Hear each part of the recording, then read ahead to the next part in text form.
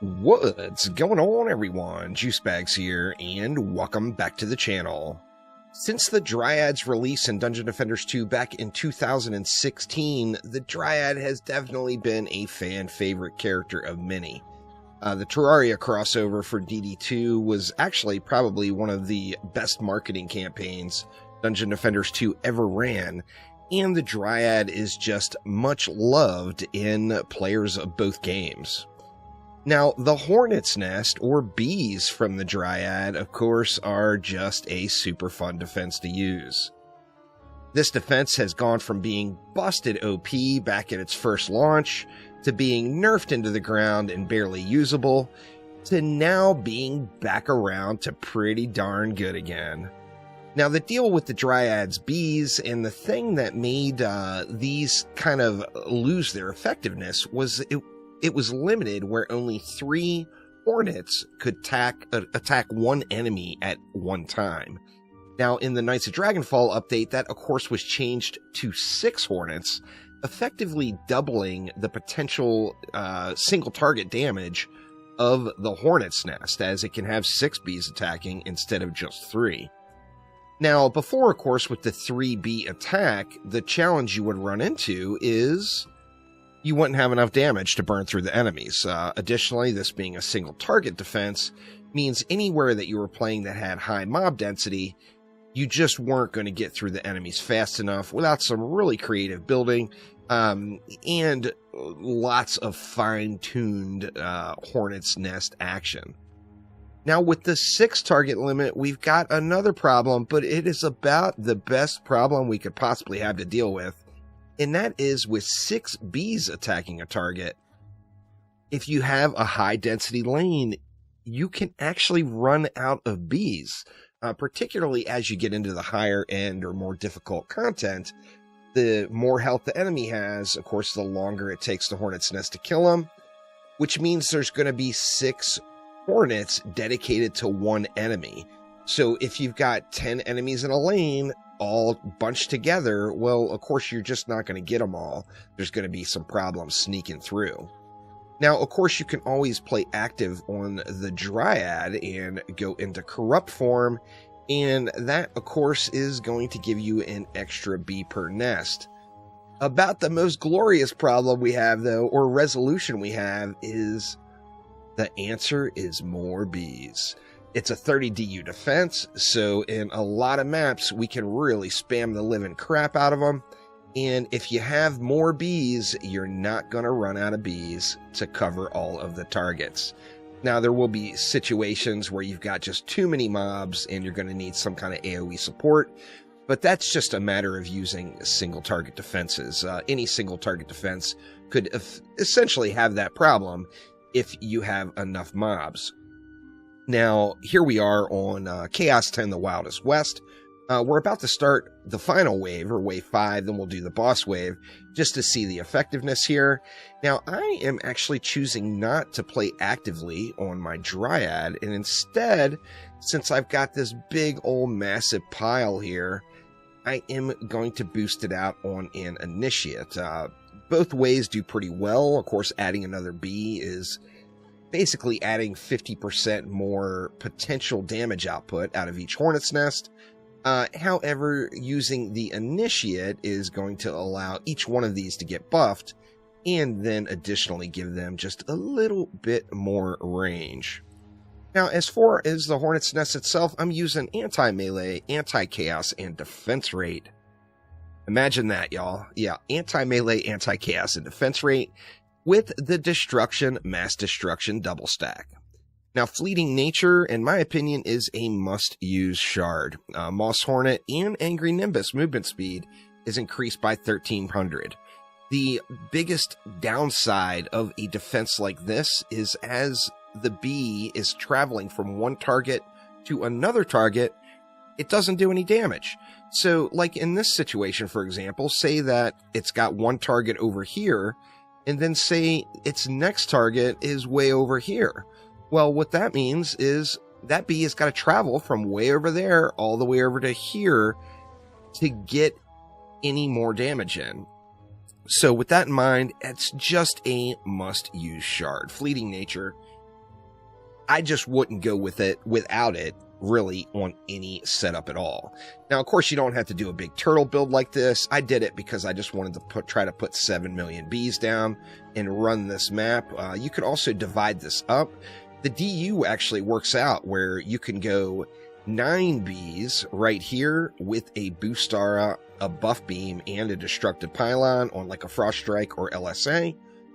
You can do 9 bees over there, and then you can do 9 bees over here with the full setup, and that actually allows you enough to drop a sky guard in the middle if you really wanted to for a little extra air support. However, for this run, I wanted to go full on crazy turtle. Of course, reflect beams would be smart. Walls would be smart. Remember, the Chaos 10 meta is walls plus anything else. So if you're going to throw walls in your build, of course, you're going to be using slightly less bees, but then you're going to have that roadblock there for the chieftains that make it down. Let's go ahead and let wave 5 fly here and see how we do. I prioritize just upgrading the Hornets Nest. Another benefit of being 30 DU, of course, you get the available DU to put down a bunch of them. But additionally, you also get very, very nice upgrade value out of them as you upgrade them throughout the course of a run. Where is that Warlord? The Warlord's on the way down. Let's see how that Warlord does. Oh, that Warlord just getting smacked. He's healing up. But, yeah, as soon as his heal is gone, it's just burned. So, like in this setup, I'm not using anti-heal. I'm not using any walls, obviously, where walls and anti-heal would be kind of the natural counter to do the walls plus anything else build in Chaos 10. Not using either of those things, and the bees are just shredding it.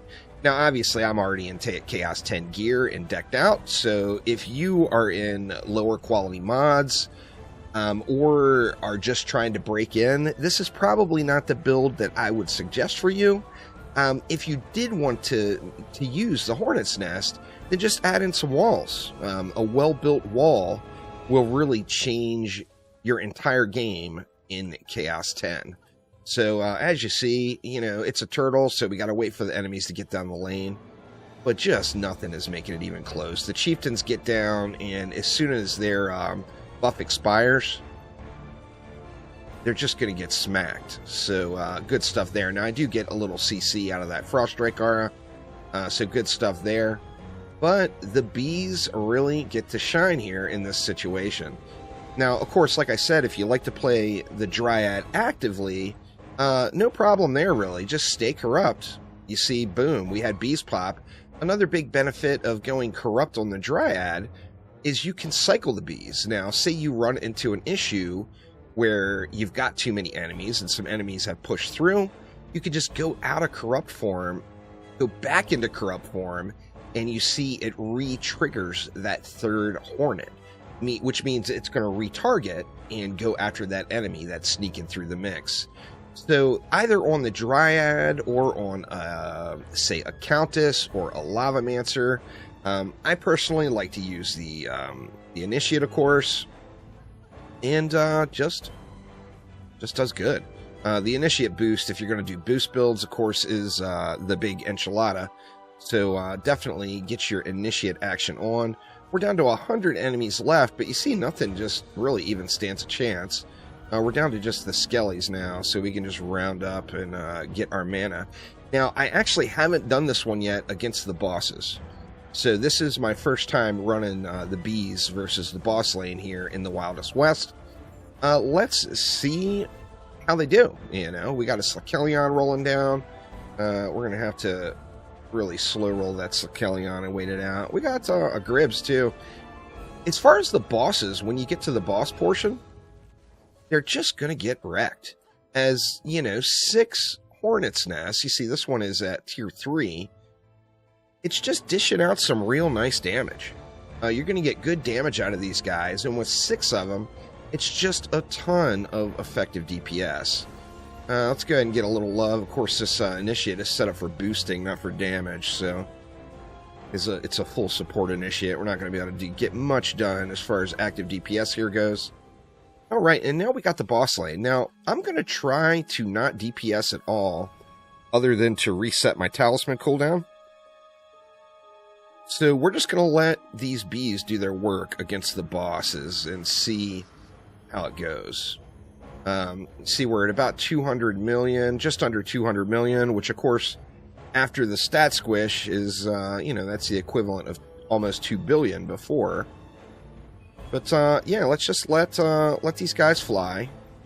I do want to get my cooldowns reset. Like I said, we've got, actually, several of the bosses are down already. I think we may only have the apprentice left.